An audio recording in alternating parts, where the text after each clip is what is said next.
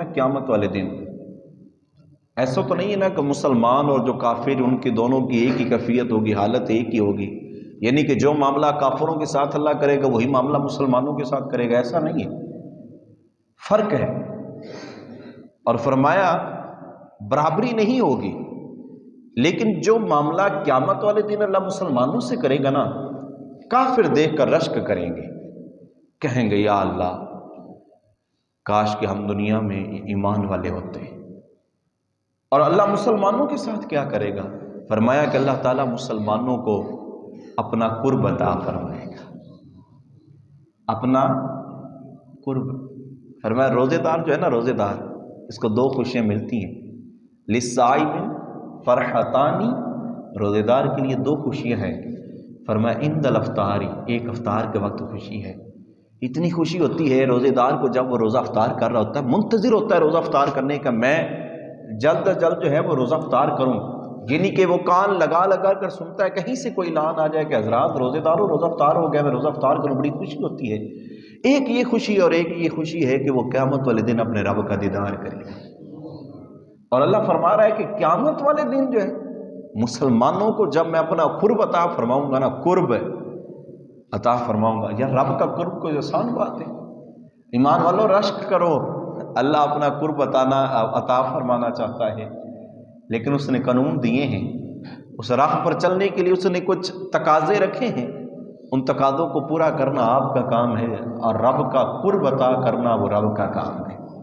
تو فرمایا پورا تم کرتے جانا میرے تقاضوں کو، میرے قانونوں کو،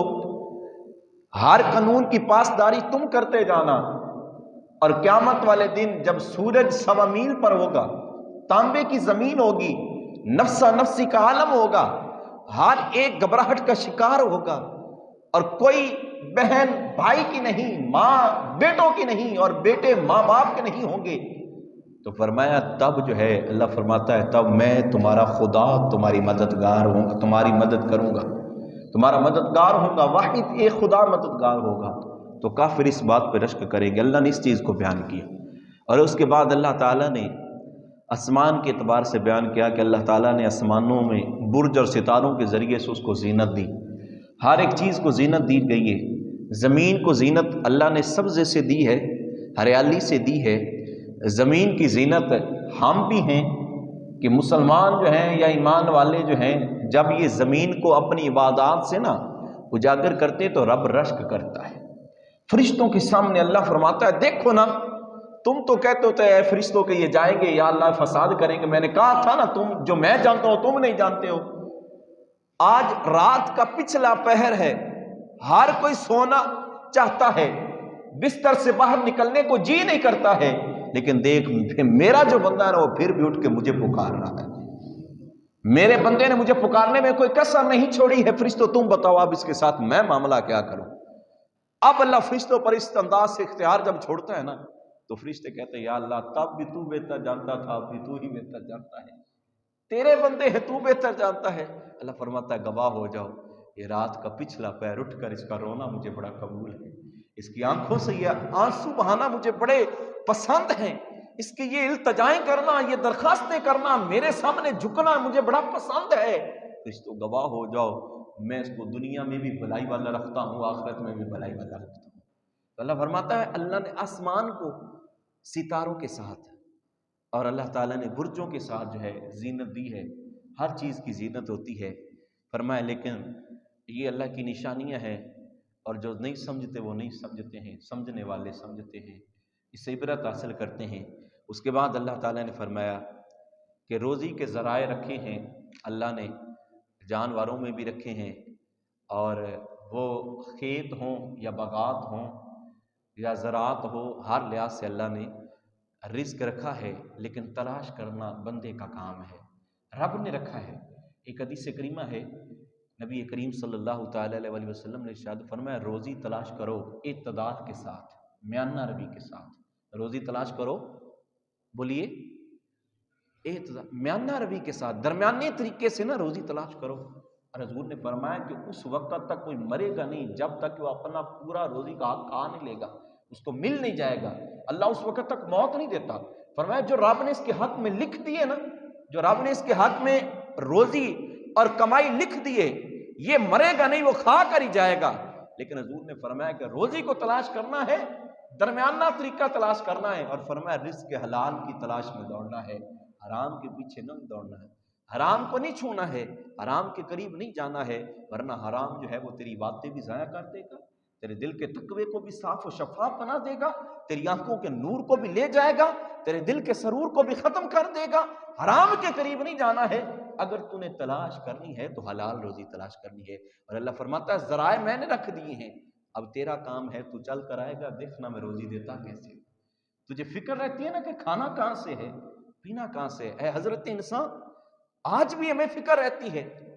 اور بال یقین میں یوں کہوں کہ جو دیہڑی دار ہوتا ہے اس کی دیہڑی نہ لگے ایک دن کی، پریشان ہوتا ہے، لیکن پریشان ہونے کی ضرورت نہیں ہے، کیونکہ جب وہ پریشان ہوتا ہے نا تو رب اس پہ اور کرم فرماتا ہے،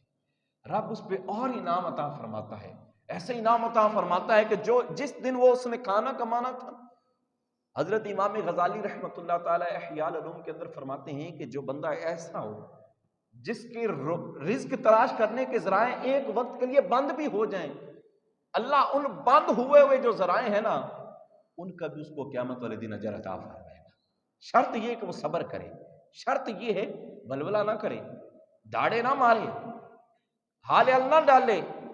فرمایا شرط یہ کہ وہ صبر کرے۔ تو اشار بھی کہنا نا چپ رہسے تا موتی ملسن صبر کریں تا ہیرے،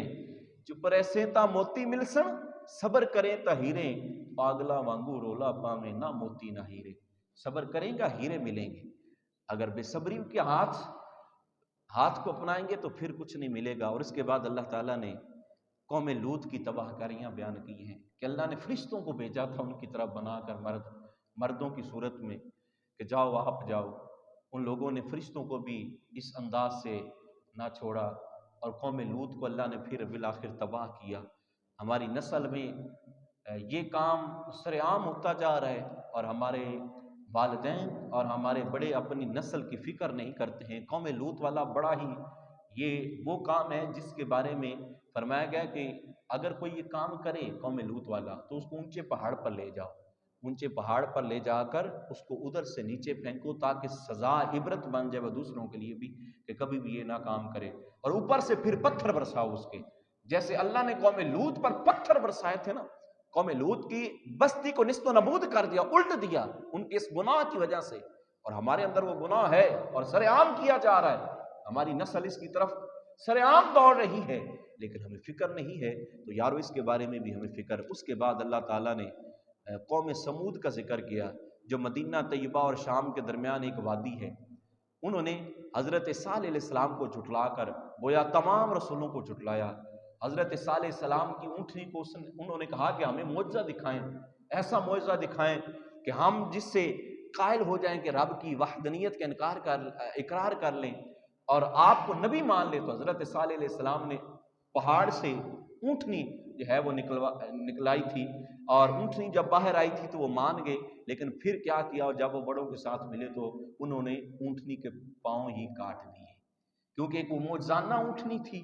جب وہ تالاب میں پانی پینے گئی تو سارا پانی پی گئی، اور انہوں نے واپسی پر اس اونٹنی کے پاؤں ہی کاٹ دیے۔ نہ شکری قوم نکلی، اور اللہ تعالیٰ نے ان پر بھی عذاب بھیجا۔ اس کے بعد اس بارے میں سورۃ نحل کا ذکر ہے۔ سورۃ نحل میں عربی میں شہد کی مکھی کو کہتے ہیں کہ جو شہد کی مکھی ہے جو ہے نا، اس میں اللہ نے طرح طرح کے نا ذائقے رکھے ہیں۔ ایک حدیث آپ کو سناتا ہوں، بڑی کمال کی حدیث ہے کہ نبی کریم صلی اللہ تعالیٰ علیہ وسلم ایک سفر پر جا رہے تھے، تو دھوپ بڑی تھی، سخت دھوپ تھی۔ حضور نے فرمایا کہ کسی غار میں رک جاتے ہیں، دوپہر کا وقت ہے، نماز بھی پڑھتے ہیں، پھر آگے چلیں گے۔ صحابہ کرام رکے۔ آقا علیہ الصلوۃ والسلام نے صحابہ کرام سے ارشاد فرمایا کہ میرے صحابہ، آپ کے پاس کھانے کے لیے کچھ ہے؟ یا رسول اللہ، کھانے کے لیے ہمارے پاس نا خشک ٹکڑے ہیں، خشک ٹکڑے، اور چند کھجوریں ہیں، ساتھ تر چیز کوئی نہیں، ایسا کوئی سالن نہیں ہے یا ایسی کوئی تر چیز ہمارے پاس نہیں ہے جس سے ہم کھا سکے۔ آقا علیہ الصلوۃ والسلام سے جب یہ بات ہو رہی تھی تو یہ شہد کی مکھی جو ہے نا، یہ حضور کے کان کے ساتھ آ کر نا پھڑپھڑانے لگی، آوازیں لگانے لگی۔ میرے آقا وہ ہیں جو ان کی آوازیں بھی جانتے ہیں۔ صحابہ سے پوچھتا ہے، میرے صحابہ یہ بتاؤ یہ شہد کی مکھی کیا کہہ رہی تھی؟ یا رسول اللہ، آپ اور آپ کا رب بہتر جانے یہ شہد کی مکھی کیا کہہ رہی تھی۔ آقا علیہ السلام نے فرمایا یہ مجھے کہنے آئی تھی کہ یا رسول اللہ تار چیز کوئی نہیں آپ کے صحابہ کے پاس، فکر نہیں کرنی ہے، ساتھ ہی میرا چھتا ہے، اپنے صحابہ کو بھیجے وہاں سے شہد نکال کر لائیں اور یہ کھانا تناول فرمائیں۔ تو دو صحابہ کرام گئے، جب واپس آئے شہد میں مٹھاس بہت تھی۔ آقا علیہ السلام کے کان کے قریب پھر وہ شہد کی مکھی پھڑپڑانے لگی۔ صحابہ سے پھر پوچھا آقا علیہ السلام نے، اب بتاؤ اس کے بارے میں تمہارا کیا خیال ہے؟ تو صحابہ کہنے لگے اللہ اور اس کا رسول ہی بہتر جانتا ہے۔ آقا علیہ السلام نے فرمایا اب یہ خود نہیں، میں نے اس کو بلایا ہے اور اس سے پوچھا ہے کہ تیرے شہد میں اتنی مٹھاس کیسے آئی؟ یہ تو امت کے لیے پیغام دینا چاہتے تھے، ورنہ حضور کو کیا اس بات کی نہیں خبر تھی کہ جو شہد کی بولی جان سکتے تھے وہ شہد کے مٹھاس کو نہ جان سکے؟ جانتے تھے، لیکن پھر بھی پوچھا آقا نے کہ بتا کہ یہ جو تیرے شہد میں اتنی مٹھاس ہے یہ کیسے آئی؟ تو شہد کی مکھی اب حضور کی بارگاہ میں قربان نہ جائیں، جو مکھیاں بھی اشارے پہ چلیں وہ ہمارے آقا ہے، اور جس کے اشارے پہ پتھر بھی بول پڑے وہ ہمارے آقا ہے، جس کے اشارے پہ درخت جو ہے وہ زمین چیر کے قریب آ جائیں وہ میرے آقا ہے۔ آقا علیہ السلام نے جب یہ فرمایا نا شہد کی مکھی سے، تو وہ مفسرین کرام فرماتے، محدثین فرماتے ہیں کہ وہ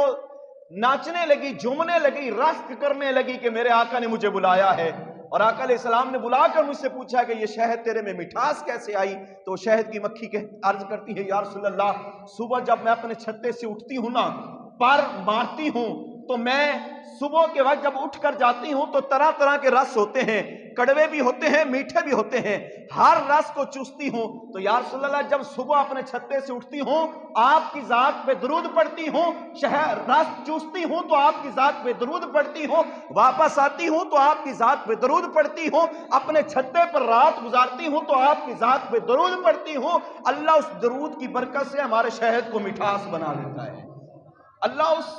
درود کی برکت سے ہمارے شہد میں مٹھاس بنا دیتا ہے۔ تو یارو ہم بھی چاہتے ہیں کہ ہمارے اخلاق میں مٹھاس آ جائے، زبانوں میں مٹھاس آ جائے، کردار میں مٹھاس آ جائے، تو پھر پڑھا کرو نا حضور کی ذات پہ درود۔ اگر شہد کی مکھی وہ شہد اس کے شہد میں مٹھاس آ سکتی ہے، ہم تو پھر حضور کے امتی ہیں نا، ہم تو سمجھنے والے ہیں۔ فرمایا اس شہد کی مکھی کا ذکر فرمایا، اور اللہ تعالیٰ نے فرمایا کہ شہد کی مکھی کے بہت سے کمال ہیں، بلکہ شہد کی مکھی کے اللہ تعالیٰ نے اتنے کمالات بیان فرمائے ہیں کہ